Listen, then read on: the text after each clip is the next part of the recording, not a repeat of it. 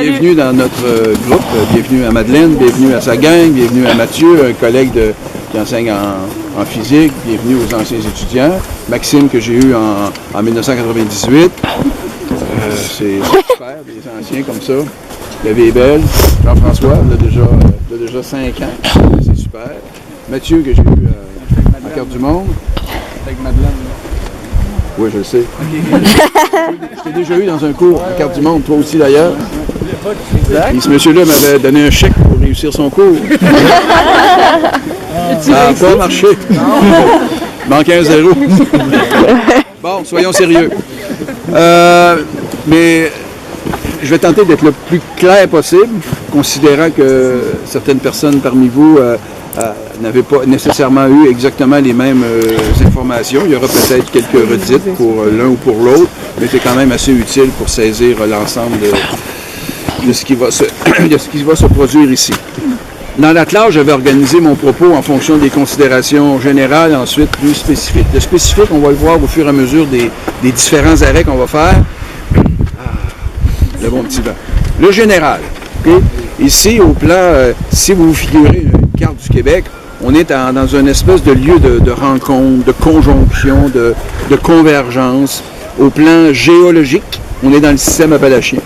L'île d'Orléans fait partie du système appalachien. Vous avez remarqué, sur des cartes, ou peut-être en circulant, c'est une île qui est longitudinale, qui est pas mal faite sur le long. D'ailleurs, comme toutes les îles de l'estuaire du Saint-Laurent sont tous dans un même axe, toutes parallèles. Le système appalachien qui part d'Atlanta, qui va jusqu'à des provinces de l'Atlantique, c'est un système de roches sédimentaires plissées.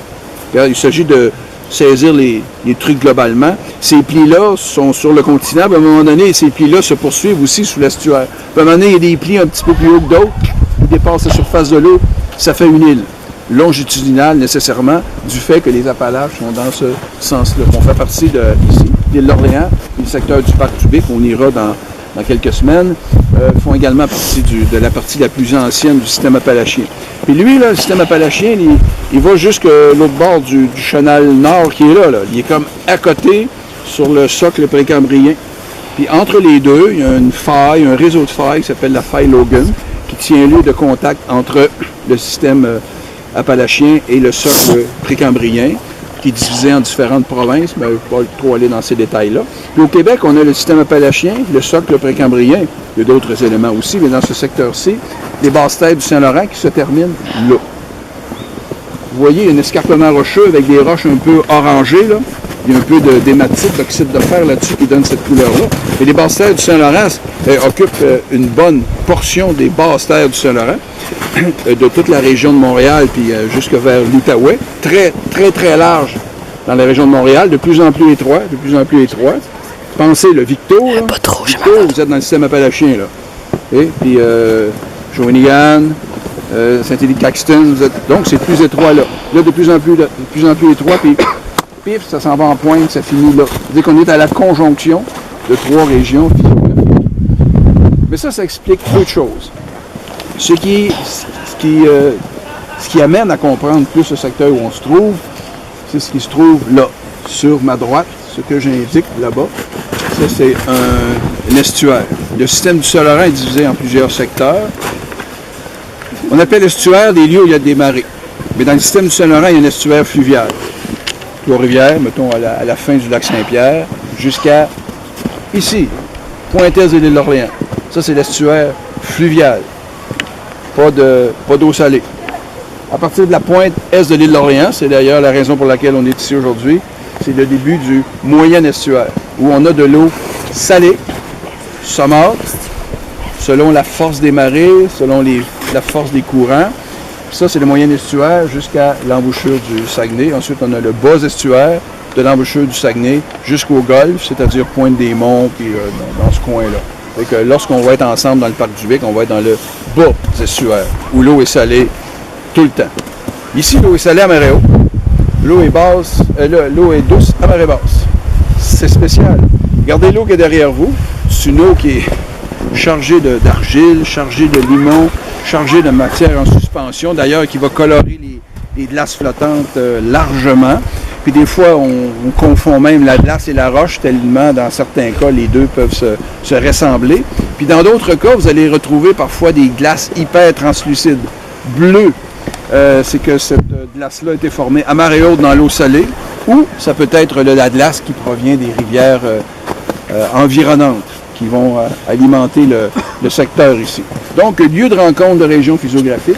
Puis lieu de rencontre, figurez-vous l'estuaire du Saint-Laurent, vous avez vu ça, on a vu ça ensemble, vous avez vu ça avec Madeleine, qu'on appelle l'effet d'entonnoir, l'effet de rétrécissement de l'estuaire. Les vents, ce qui est capotant, c'est que les vents les plus forts dans cette région-ci du monde viennent du nord-est. L'estuaire du Saint-Laurent est orienté exactement dans le même angle. C'est-à-dire que les vents les plus forts se canalisent dans un espace de plus en plus étroit. Donc, canalisation des vents dans un espace de plus en plus étroit. Ce n'est pas à cause de la forme de l'estuaire, c'est surtout dû au fait qu'il y a des reliefs de chaque côté.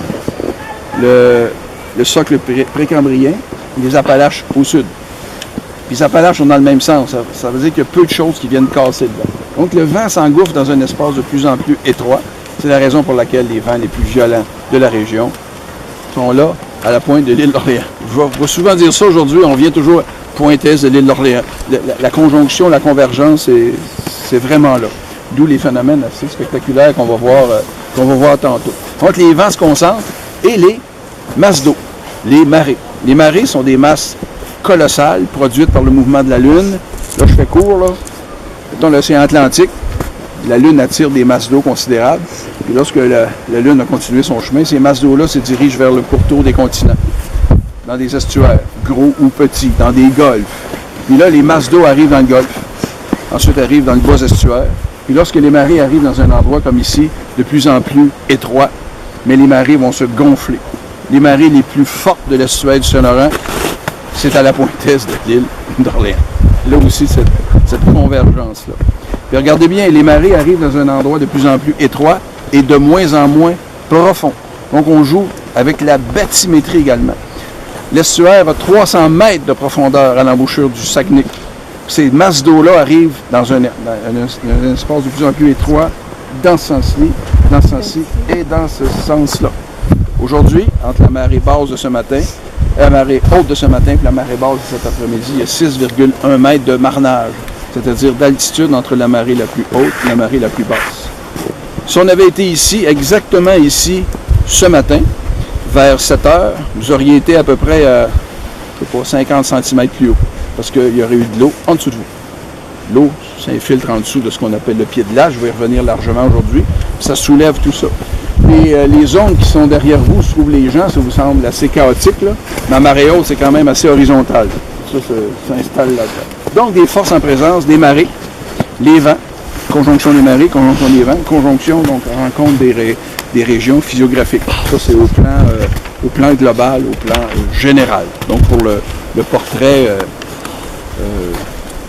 à grands traits du secteur ici. Puis là, on va marcher. Vous me suivez, tout simplement. Puis au fur et à mesure de ce que je verrai, il y a des trucs que je fais à chaque année parce qu'ils sont là de façon permanente. Mais des fois, il y a des surprises. Des fois, il y a un petit truc comme ça. Puis vous prenez des notes, en tout cas ceux de mon groupe, vous avez des éléments de géologie, c'est-à-dire de roche en place, de sédimentologie, de dépôt, de pédologie. Ça va être un petit peu plus rare aujourd'hui, étant donné que le sol, que ce soit dans la partie score ou dans le sol forestier, il est quand même assez caché. Mais on peut voir des traces, on y reviendra. Ça, c'est des trucs qu'on met un peu entre parenthèses, mettons. Les éléments de climatologie, il y en aura bien sûr, et de phytologie, donc les plantes, phytos, comme phytoplancton. Ben, les plantes, on les voit, bien qu'elles ne possèdent pas les feuillus ne possèdent pas leurs feuilles, il y a peut-être des mélèzes qui ne possèdent pas non plus, on verra tout ça. Donc ça, c'est général. Puis on va avancer tranquillement, puis là, on va aller dans le spécifique. Rappelez-vous ce que je vous dis dans le cours, on commence par quoi? La structure. La structure. On commence toujours par la structure. C'est la même chose lorsqu'on prépare une conférence, lorsqu'on rédige un texte. La structure. Ici, il y a une structure géologique particulière. Une structure globale, le système appalachien en bas puis en creux. Et la pointe est de l'île d'Orléans a une structure géologique particulière à partir de laquelle tout va s'expliquer. Si on ne part pas de la structure, on est un peu comme dans le néant. Là. Il y a des choses qu'on ne pourrait pas mettre en relation puis comprendre vraiment. Fait que tranquillement, là, vous me suivez, puis là, on discute de ces petits trucs-là comme ça. N'oubliez pas, quand vous prenez des photos de détails, mettez toujours une échelle, pour qu'on ait une idée de la dimension que ça peut avoir. Oui, Frédéric? Est-ce que ça devient vraiment personne sur une photo? Vous allez le sentir. Peux-tu nous le dire? Je te mets dans le fil, puis on va tout prendre des photos. Ben, vous pouvez vous les échanger aussi. Là. Faut-tu se nommer en couple? Faut-tu dire la photo de Frédéric? Ah non, ça au plan de la propriété intellectuelle, quand c'est vos photos, vous n'allez pas mettre dessus. Mais si c'est la photo C'est de la photo. Ah non, vous n'avez pas fou non plus. malade. Mais si vous prenez de quoi sur...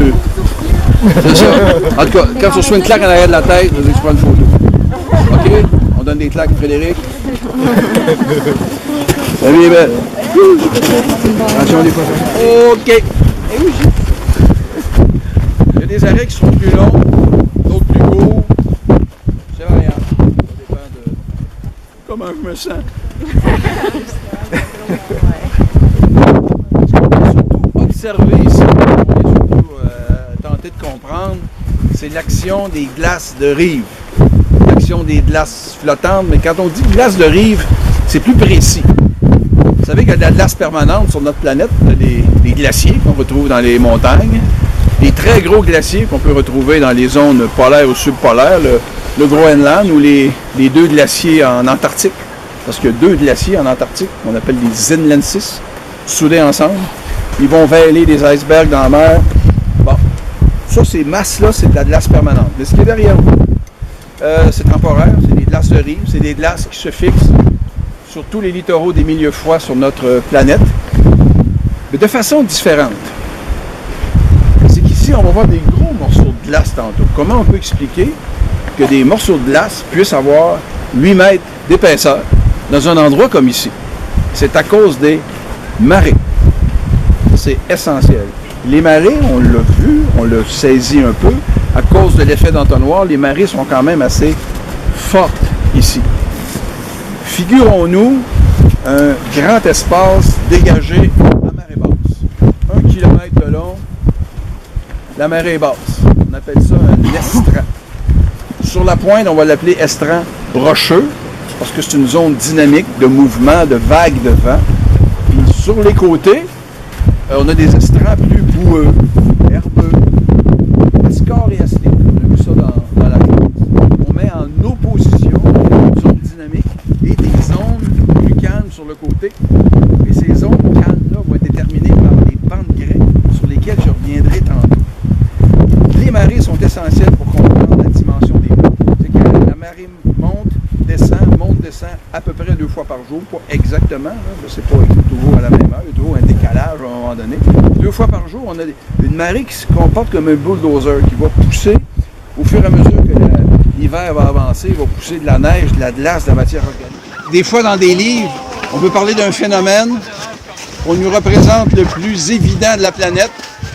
Ça veut dire que tous les autres le sont moins, on arrive dans la nature et on ne voit plus rien.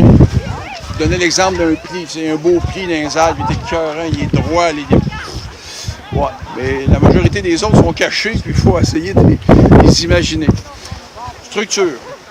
L'immense baie qui est derrière moi, OK, est délimitée par 2 bancs de grès. Rappelez-vous, dans le système appalachien, dans ce secteur-ci, il n'y a pas juste 2 types de roches dans le système appalachien, loin de là. Mais dans le secteur ici, dans les roches sédimentaires, rappelez-vous, on a des bancs de grès là, quand même assez larges.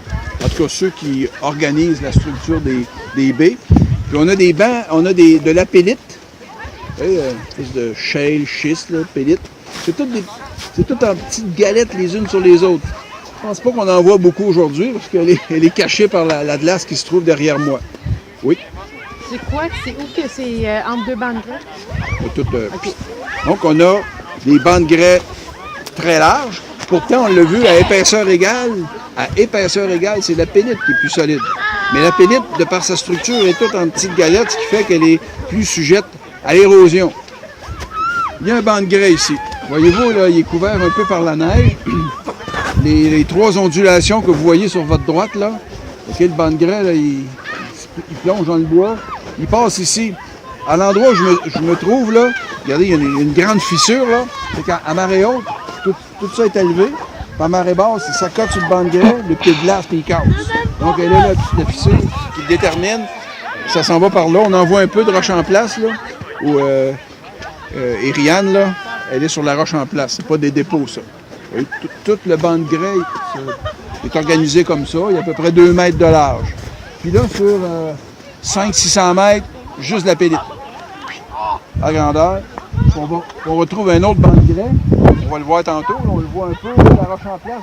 Regardez les derniers petits arbres qui se trouvent à gauche. Là. Donc, on a une structure comme ça et qui organise le milieu. Donc, une structure géologique, des roches plus épaisses, des roches plus tendres, qui à la longue vont finir par être érodées. Puis tantôt, on va mettre la sédimentologie, la phytologie, la pédologie en relation avec ça. Là, ce qu'on va faire, attention ici, la fissure, c'est quand même assez profond. Vous demanderez à Laura. Salut Laura. Elle joue dans la neige là-bas. Ah, OK. Bon, on va suivre un peu, puis on va certainement avoir quelques phénomènes. Puis on va se diriger vers la pointe qui est là-bas, éventuellement.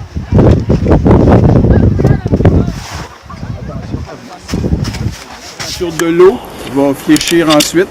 Ce qui fait qu'à marée basse, on trouve dans toutes les petites cavités sur l'estran de l'eau, différentes épaisseurs, puis ça va geler en surface. La marée monte, casse cette eau-là, casse cette glace-là, pousse la glace sur le haut de l'estran. Marée basse, ça regèle, marée montante, on pousse.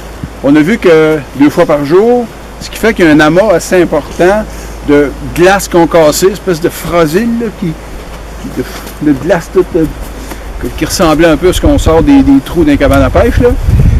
Les marées poussent ça. On sait que par la suite, les marées vont être aussi fortes, mais la glace sur l'estran va épaissir, il va y avoir des chutes de neige. Mais au départ, dans la genèse, le début de la formation du pied de glace, ça fait des espèces de petites formes, vous vous rappelez, à marée montante, l'eau pousse ça, puis ça gèle.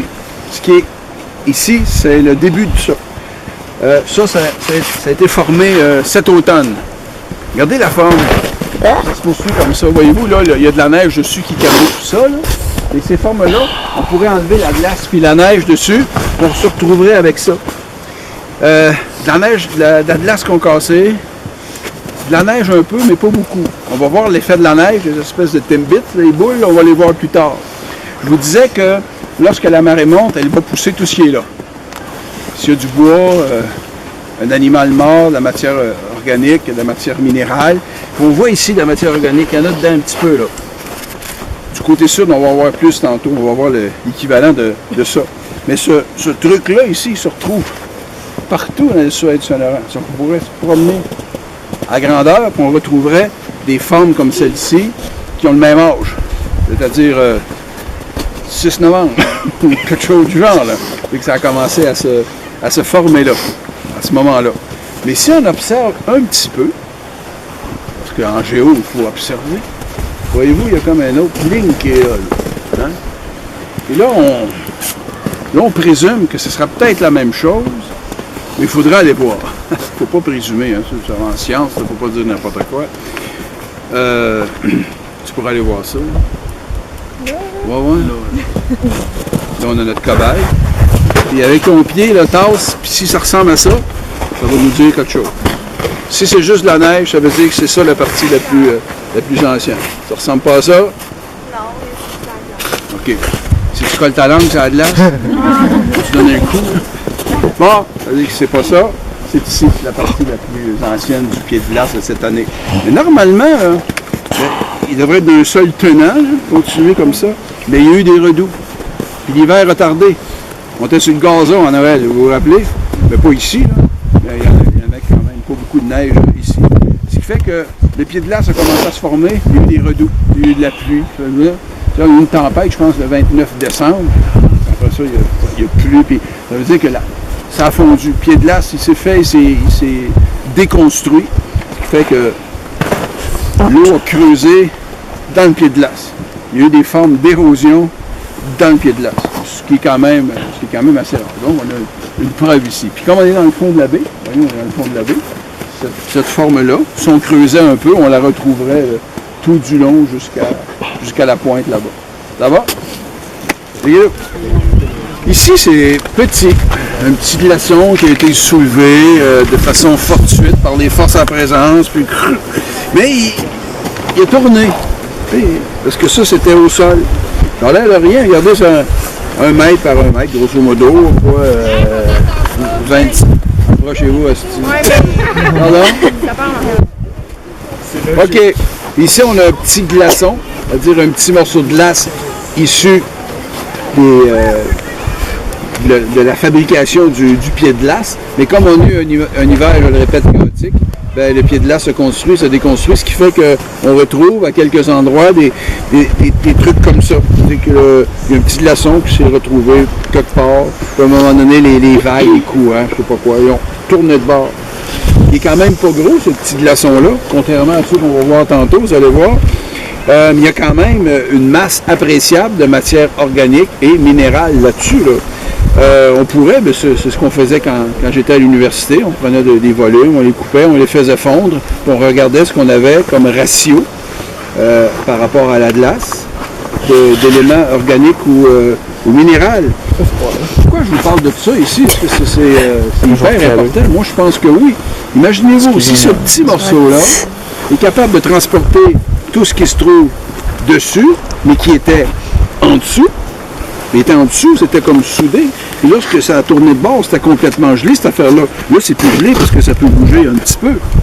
Si ce seul morceau-là, puis là, on pourrait creuser ce qui est la bouteille, si ce seul morceau-là est capable de transporter, je ne sais pas, 3 kg de matière minérale, imaginez-vous ce que, à chaque année, tout ce qui se trouve ici est capable de transporter vers le bas de l'estuaire. C'est quand même assez appréciable. Ce qui fait que, année après année, il y a une masse appréciable de matière qui est enlevée ici au secteur, puis qui se ramasse plus loin. Puis l'année suivante, puis 1000 ans, 10 000 ans, 30 000 ans, c'est comme ça qu'on peut comprendre qu'au bout de 20 millions d'années, il y a des choses assez étonnantes qui puissent se produire. Et que ça se retrouve dans le fond d'un bassin océanique. Une petite couche. Rappelez-vous, le Saint-Laurent transporte annuellement 63 km3 de matière minérale. C'est gros, 63 km3, là. Mais ça se répand sur une surface immense. C'est mince. C'est mince, c'est mince, c'est mince. Rappelez-vous, dans le cours de géo, les temps longs. Les temps longs, des millions d'années, des dizaines de millions d'années. Des nombres qu'un cerveau humain ne peut pas se représenter, mais que notre Terre a connu. Ce qui fait qu'au fil des millions d'années, l'épaisseur devient considérable. Les couches sous-jacentes se consolident. Ça devient, dans le cas qui nous occupe, de la roche en strate, c'est-à-dire sédimentaire. Puis selon cette matière-là, c'est là comme caractéristique, comme origine, est-ce que c'est des carbonates de calcium? Il y a de la vie là-dedans ou c'est juste minéral? Ou minéral dans une matrice? C'est ça qui va donner des types de roches sédimentaires différents. Mais là, pourtant, on est dans une nanoseconde de cette grande histoire-là de notre planète, avec un simple morceau de glace qui est devant nous. Mais c'est dans le long terme que les effets de créer de la roche sédimentaire, j'entends, se font sentir. La matière minérale qui est là-dessus, elle va se retrouver aussi dans l'estuaire. La matière minérale végétale aussi va se retrouver. Ça va nourrir des plantes, des animaux. Puis la matière minérale fine, l'argile par exemple, va servir de minéraux pour nourrir quoi? Ben, le phytoplancton qui nous fait respirer. On est ici, c'est pas de la pure abstraction, il y a une espèce de cycle comme ça. On va voir que la migration des espèces végétales peut se faire également à partir des glaces flottantes. C'est qu'on peut parler des glaces flottantes en relation directe avec la nature elle-même ou avec les humains. On en parlait tantôt. Ben, on plante des arbres, on a un quai, on met des géotextiles, on a des trucs comme ça. Mais comme on a des hivers chaotiques, ça devient de plus en plus complexe d'aménager tout ça. Puis de se faire une pensée en fonction de notre milieu, pour qu'on puisse agir sur ce milieu-là en le respectant en même temps. C'est-à-dire qu'une excursion comme celle-ci, ça porte très bien à parler de tout ça. Bien sûr, j'en conçois, on est dans un environnement naturel ici, mais les humains sont quand même pas loin, là, on considère.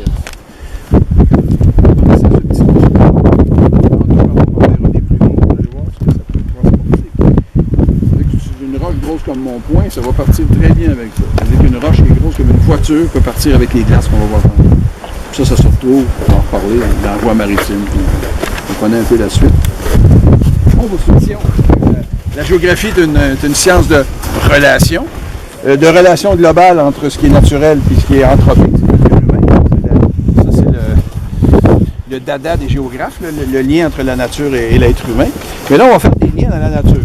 On commence par la structure. OK, le banc de grès qui est là. Vous voyez le banc de grès, là? Quand même assez évident. Donc, c'est notre structure. Le banc de grès, tantôt, qu'on voit plus d'ici, ça, c'est le deuxième. Il y en a des plus petits comme ça, mais les plus importants, là. D'ailleurs, il y avait dans le PowerPoint de Madeleine, là, on voit le café aérienne ou je sais pas quoi, on voit vraiment la structure de la pointe de l'île. Oui? Bien fermé, là. La baie, la grande baie qui est là. Merci. Dès que le banc de grès, comme il est plus large, il devient finalement plus solide relativement. Il se poursuit comme ça, puis il s'en va là, puis on ne le voit pas parce qu'il y a de la glace et de la neige par-dessus. Donc le banc de grès est comme ça, on a l'autre là-bas. Ce qui fait que l'élite qui se trouve entre les deux est partie. Ça fait que ça donne une baie comme ça. C'est que le banc de grès fait une espèce de barrière. On le voit là. Si vous regardez là-bas, où j'indique avec mes mains, là, on a surtout des feuillus. Si vous tassez vers la gauche, on a une forêt mixte. Et si vous allez ici, complètement à gauche, on a une forêt de conifères. Il peut y avoir quelques autres individus qui s'insèrent là-dedans, mais pour faire court, c'est jamais hyper tranché, quoi que ça peut l'être. Ça, c'est la partie la plus calme au fond là-bas. On a une zone un peu intermédiaire, on a une zone un peu dynamique qu'on retrouve là sur la pointe. C'est une structure. La structure fait un espèce de bord comme ça. Les courants, les marées arrivent, les vagues vont se réfracter ou diffracter selon, et puis on va emmener les bateaux à la fond. Sur la pointe, quand on va marcher direct, ça va en place. C'est très dynamique. Ça, c'est l'estran rocheux. Mais ici, on a l'estran boueux et herbeux du fait du banc de grès qui protège. Donc, la matière organique se retrouve là, la matière minérale en grande quantité, quand une zone plus calme. Donc, relation, structure, géologie, sédimentologie, les dépôts qui se retrouvent là. Et comme c'est une zone plus calme, ben les végétaux ont plus tendance à s'installer là. Donc, un sol. Bon, j'allais dire, il n'y a pas de végétaux sans sol. C'est faux. Il y a des végétaux qui existent dans la mer. Les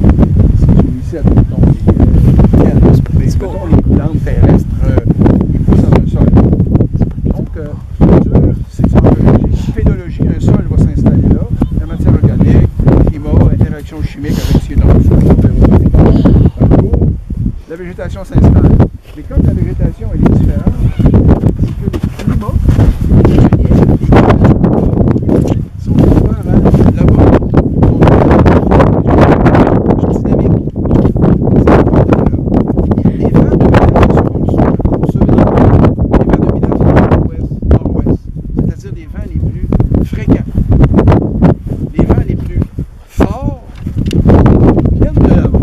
Parce que si on avait un vent du nord-est aujourd'hui,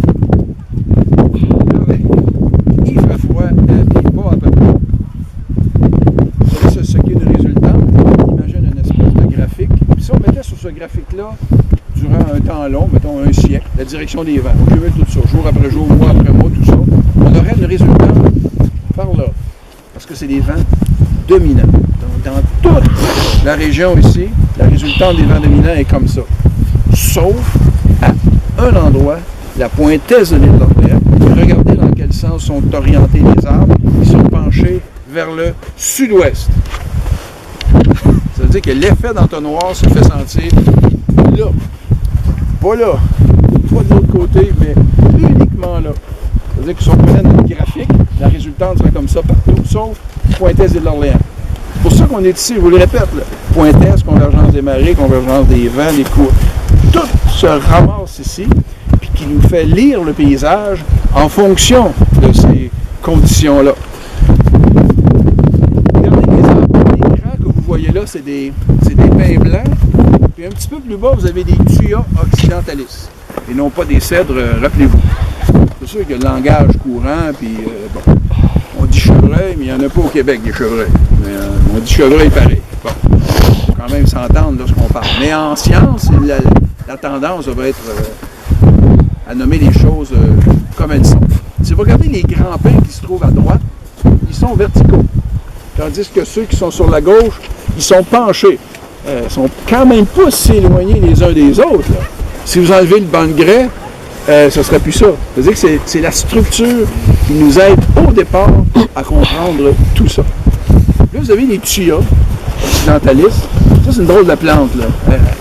Les tuyas n'aiment pas la compétition.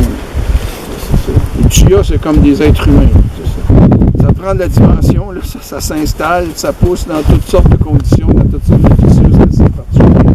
On va voir de l'autre côté des tuyas en masse. Donc ça, c'est un bel exemple ici de lecture du paysage en fonction de la structure. Donc on regarde là-bas, et c'est quand même pas hyper compliqué. Regardez derrière vous, on a une forêt de feuillus, de peupliers faux-trembles. Tantôt, on est descendu dans un beau peuplement de bouleaux en descendant la terrasse. Là. Regardez, 500 mètres, vous êtes complètement dans un autre monde. Puis ça n'a rien à voir avec l'altitude, c'est les conditions qu'on retrouve là. Et en plus, à marée haute, l'eau est salée ici. Saumâtre, et des fois salée. C'est de l'eau qui vient du détroit du Labrador, qui rentre dans le golfe du Saint-Laurent, qui se ramasse jusqu'ici. Là. À marée haute, l'eau est salée. Elle est beaucoup plus claire, elle est beaucoup plus dense. Tandis qu'à marée basse, on a de l'eau pleine de turbidité, de limon puis d'argile, de l'eau douce, qui est moins dense. Il y en a une qui a tendance à monter sur l'autre. On est dans un environnement hyper complexe ici. Puis imaginez-vous, vous avez des organismes vivants, non seulement les plantes, mais des animaux qui vivent sur l'estran, qui doivent s'adapter à l'eau salée, l'eau douce, l'eau froide, l'eau chaude dans des temps courts. C'est capotant, comme ce qu'on retrouve ici comme milieu. On continue. Là, on va aller sur l'estran rocheux. On va descendre en bas du pied de glace. C'est, selon moi, la partie forte de la journée. Donc, c'est pas obligé de venir, mais ça sera bien le fun. Comment dire? Vital. Non, mais sérieux, là. Là, il y en a qui ont fret aux pieds, bon, des trucs comme ça. Mais avouez qu'on voit pas ça souvent, un décor comme ça. Hein? Bon. C'est quand même assez spécial. Puis là, on est d'ordinaire à ce moment-ci, 12 mars, on marcherait sur la glace ici, là. Mais comme on a eu un hiver chaotique, hein, il a fait doux, là, le pied de glace n'est pas aussi gros que d'habitude. C'est-à-dire que les morceaux qui sont là, l'année dernière, il y avait 3 fois ce volume-là à marée basse. C'était hallucinant, mais c'est déjà quand même assez spectaculaire. Puis là, vous voyez, là on est sur l'estran rocheux. C'est clair. J'ai dit, il y a un petit peu de boîte. Ouais, elle va partir assez vite parce que là, ça fait pas longtemps qu'il y a eu des glaces dessus. Là. Vous allez voir qu'elles vont... elle va s'en aller, cette boue-là, c'est-à-dire ces limons-là, ces là. Puis il y a quelques graviers à gauche et à droite. OK, avec le vent, là. OK, on va parler plus fort. Donc, on est sur l'estran rocheux. On est dans une zone dynamique. Ceux qui trouvent qu'ils vendent, là, si le vent venait de derrière moi, là, je verrais que pas à peu près. Donc, c'est une zone dynamique. Un peu comme la zone dynamique qu'on va voir dans le parc du Bic. Il y a peu de chances que des matériaux fins puissent s'y retrouver en grande quantité, étant donné que c'est dynamique. Le vent, les vagues, les courants, puis tout ça ensemble. Puis là, on comprend l'effet de bulldozer, pousse, marée basse, marée montante, marée descendante, marée montante. Cette alternance-là crée un pied de glace, l'hiver pogne ensemble. Puis là, il neige. Récemment, on a eu les précipitations de neige. Si vous regardez la partie blanche au-dessus du pied de glace, on est descendu tantôt, il y a à peu près 30 cm. D'ailleurs, on voit 2 petites lignes dedans, mais c'est 3 précipitations consécutives, ça, qui sont tombées là-dessus. Vous avez vu tantôt, lorsqu'on s'est approché du pied de glace, la profondeur de la fissure, là, c'est quand même assez gros, mais ça veut dire qu'à cet endroit-là, il y a déjà 2 mètres de marée, là. Et à la pointe, là-bas, on va aller tantôt, il y en a quand même pas mal. OK? Donc, on est dans la partie la plus dynamique du secteur. C'est la raison pour laquelle c'est déblayé. Il y a eu une très forte marée cette nuit. Là, la marée est très basse. Puis là, c'était quoi, Madeleine? Là, on était-tu en haut du niveau de la mer? Là? C'était à 1 pied au-dessus du niveau de la mer. 30 cm à 3h30, là, la masse d'eau qui est là va être 30 cm en haut du niveau moyen des mers. C'est bas. Puis des fois, on vient même ici dans le négatif. Dans certains cas, on est plus bas que le niveau moyen des mers.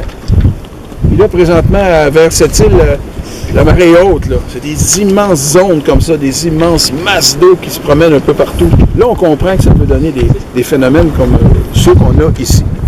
Sous vos pieds, c'est de la pélite. Vous allez voir des petits nodules, c'est-à-dire des petites parties de roches un peu plus dures, des mini bancs de grès. Ça constitue de l'érosion différenciée. Juste au bout de mon pied, là, c'est de l'érosion différenciée, ça. Vous avez une petite partie qui est plus solide, qui résiste par rapport à d'autres. En ce qui regarde la sédimentologie, il y a de la matière minérale en bonne quantité, organique un peu moins dans le secteur ici, parce que des fois ça a plus tendance à flotter. Là, on va se diriger vers quelques glaçons. C'est le nom que ça porte. Regardez celui-là. Il y a une partie qui s'est construite en dessous. Quand je vous disais, là, c'est très composite, là.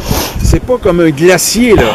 C'est pas de la neige comprimée qui devient de la glace, là. C'est un agglomérat de toutes sortes de neige, de glace, de matières de toutes sortes, qui finit par geler ensemble. Le glaçon qui est là est assez spectaculaire en ce sens-là. C'est un glaçon tabulaire. Regardez la partie du dessus. Elle est là. C'est une banquise qui a gelé quelque part. Dans le secteur, mais là, on ne sait pas. Là, ça vient d'une rivière environnante qui a fini par s'amalgamer à tout ça. Mais la majorité des glaçons qui sont devant vous, ils ne sont pas faits comme ça. Là. Lui, il est assez spécial. Puis si vous regardez la partie inférieure de ce glaçon-là, vous avez de la glace orientée comme ça. Vous avez des boules. On a vu tantôt, là. Les boules, là, vous le savez, là, mettons, vous avez 30 cm de neige sur l'estran, la marée monte. La marée monte, ça fait des boules. J'en ai déjà scié, là. Au milieu, sont toutes blanches, puis à l'extérieur, sont remplies de limon. Je donnais l'exemple des Timbits que Michael avait apporté dans la classe, d'ailleurs. Ça ressemble à ça. C'est tout aggloméré. Donc, vous avez une tempête. Imaginez-vous, là. Pas la tempête du siècle, là. 30 cm de neige sur une surface comme celle-là, c'est quand même assez vaste. La marée pousse ça, puis là, paf! Il claque dans la face. Ça alimente le pied de glace avec tout ce qui peut se trouver. 2 marées par jour, puis plus il fait froid, plus il y a du stock.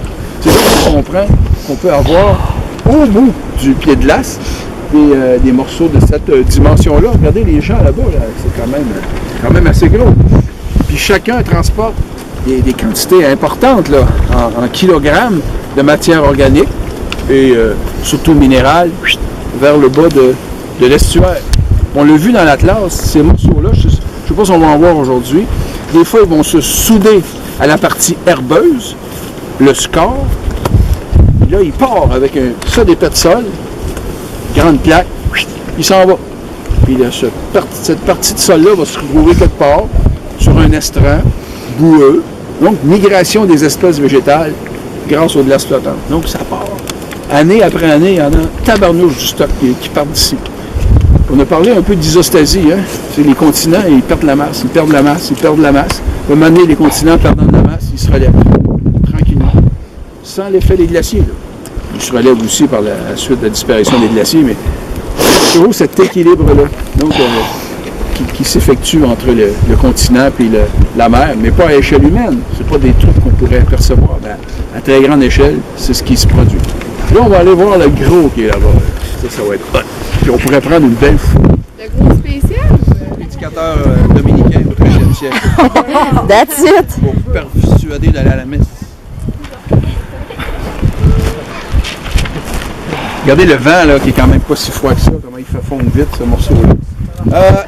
Approchez-vous, s'il vous plaît. Ici, on a 2 glaçons. En tant que les autres arrivent.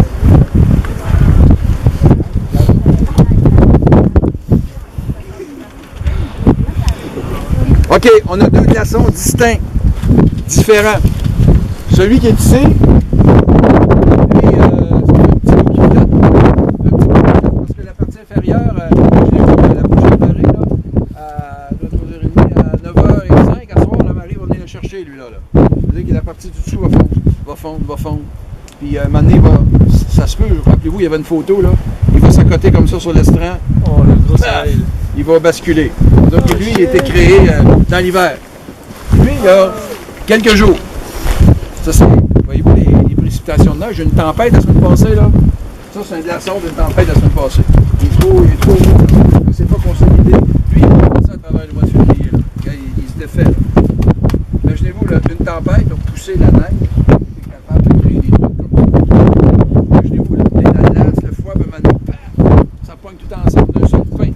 ça pogne tout d'un pain, c'est ça qui s'appelle le pied de glace.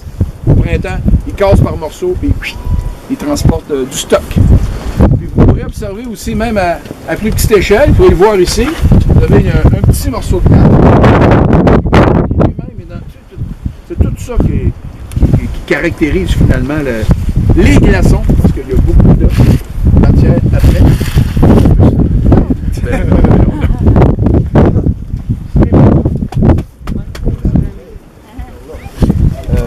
Imaginez-vous la température qu'il devrait faire pour geler de l'eau sur cette épaisseur-là. De toute façon, c'est pas de l'eau gelée. Regardez ce qui est là.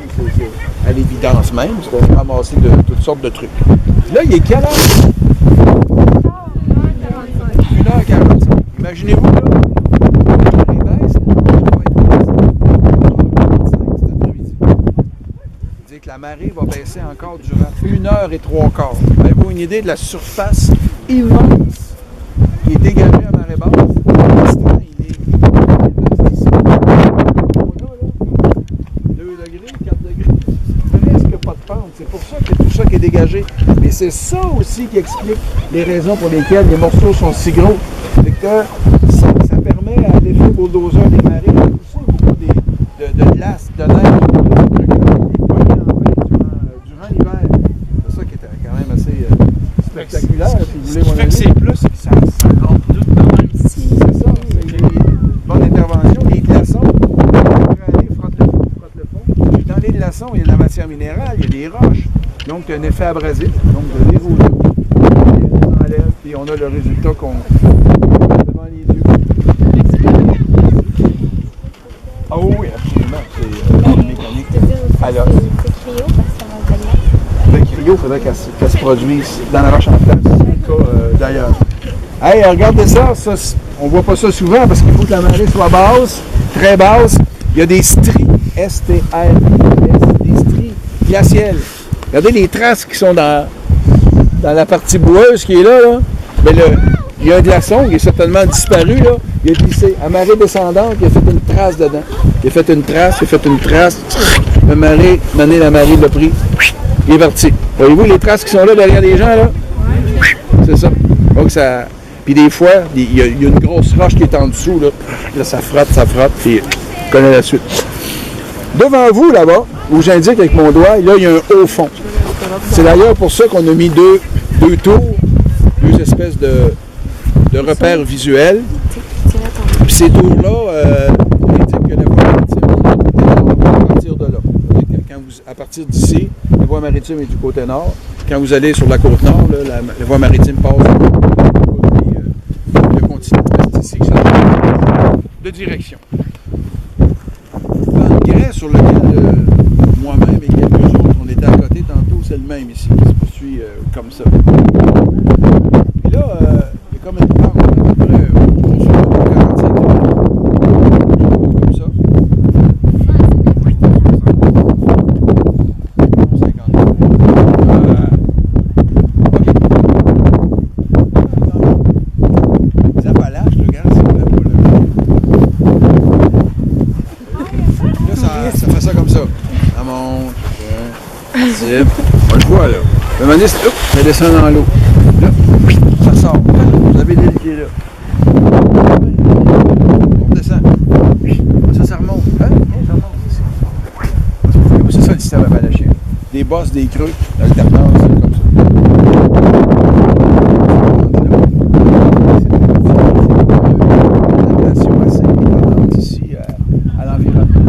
Vous avez en haut nos tuyas de tantôt, nos tuyas occidentalistes qui s'adaptent à plein milieu. Les tuyas, là, humides, secs, pente forte, tout. Je l'ai dit, ils n'aiment pas la compétition. Mais dans la partie inférieure de ce qu'on pourrait appeler une espèce de fausse falaise ici, vous avez de la végétation. C'est de la végétation, il y en a plein devant vous.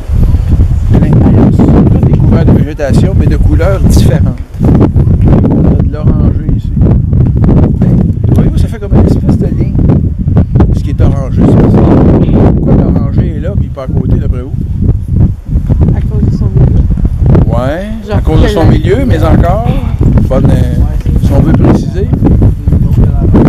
Plus haut que la roche, oui. OK.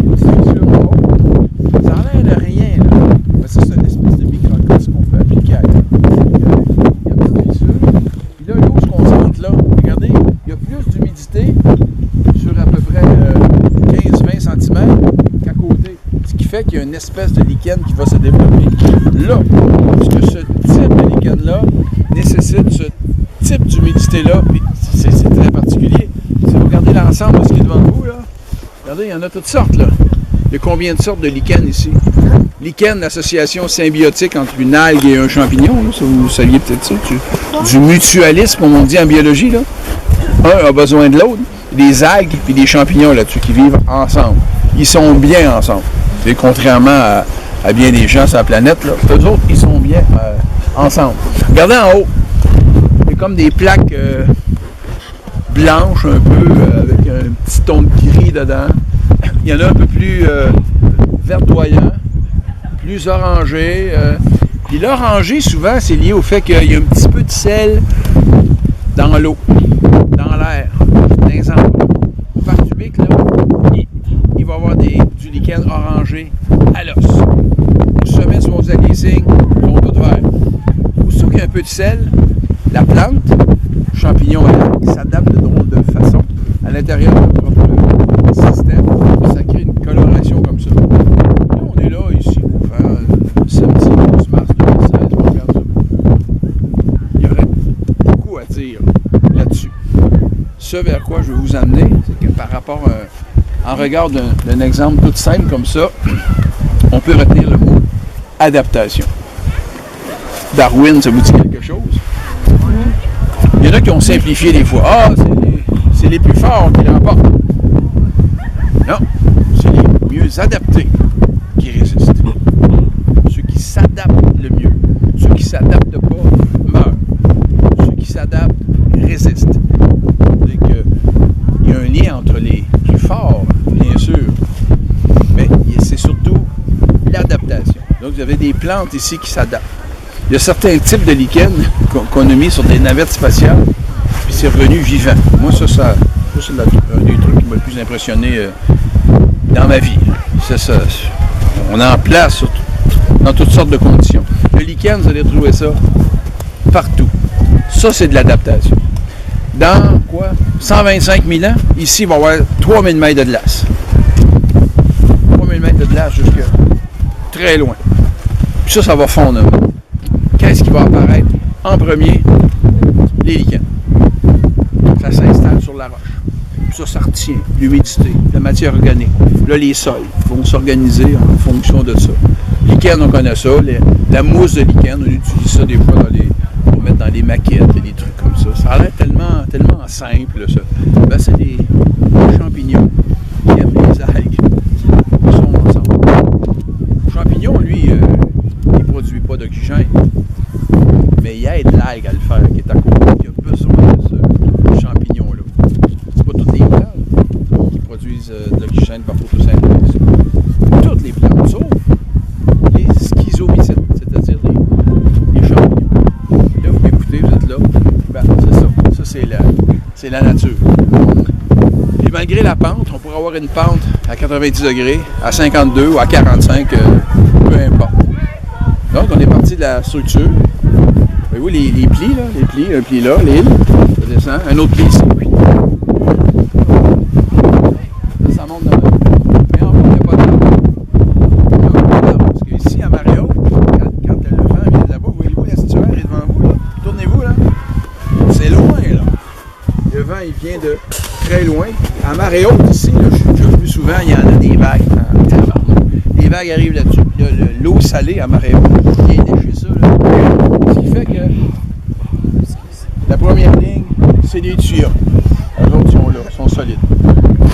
Les conifères ont des fils plus longs. Et un conifère, il est fait comme ça. Comme ça. Puis il ne résiste pas trop au vent. Les fibres sont plus courtes. Le conifère, les fibres sont plus longues. Puis sa forme lui permet de résister au vent. C'est pour ça que vous avez, regardez, de là-bas, jusque là, c'est juste des tuyaux. Sauf quelques individus qui se sont installés où? Le petit peuplier qui est là, dans des... C'est ça, des fissures, des zones de faiblesse. Hey, regardez ça.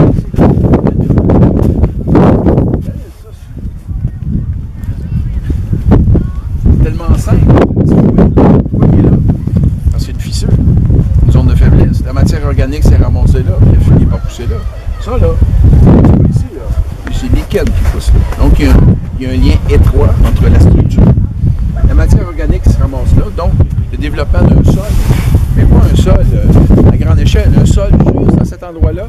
Puis là, à un moment donné, par des hasards, de façon fortuite, il y a un petit lichen, il n'y a pas un lichen, il y a un petit pollen, une petite graine, je sais pas quoi, qui vient d'en haut. Il y a un oiseau qui a fait son caca là, dans lequel il y avait, je sais pas quoi, paf, il y a de quoi qui va pousser. C'est l'adaptation, tout le temps, l'adaptation. On part de la structure, bon, il y a des questions de pente ici, évidemment. Puis les arbres qui sont là, parce qu'un arbre comme ça, il ne peut pas pousser direct sur la roche, là. Il va pousser dans une fissure. Ses racines vont s'installer, puis ils vont se poigner là. Comme ça. Quoique des fois, dans la nature, il y a toujours peut-être des compétitions. Maintenant, les racines vont devenir tellement grosses que l'arbre va tomber du fait de ses racines. Ça s'appelle un suicide d'arbre. On vous niaise. Et en haut, regardez le... Qu'est-ce que vous pourriez me dire? Après ça, on s'en va. Qu'est-ce que vous pourriez me dire sur le pin qui est là? Oui. Ben, que dans le fond, il est orienté dans le sens suivant. Fait que, comme on veut au pic, on avait remarqué que les épinettes, la face qui est au vent, n'avait pas de branches, n'avait pas beaucoup d'aiguilles de feuilles à cause de ça. Voilà. Les branches sont du même bord, du fait du vent. Puis là, quand je vous disais, là, un cours de géo, ça va être utile dans toute votre existence. Parce que vous observez, parce que vous faites des liens, parce que vous regardez, vous prenez le temps, puis à un moment donné, vous voyez autre chose que ce qu'on voit au premier degré. Donc, il y a plein d'éléments qui se surimposent à ça. Puis là, vous devenez meilleur dans la vie.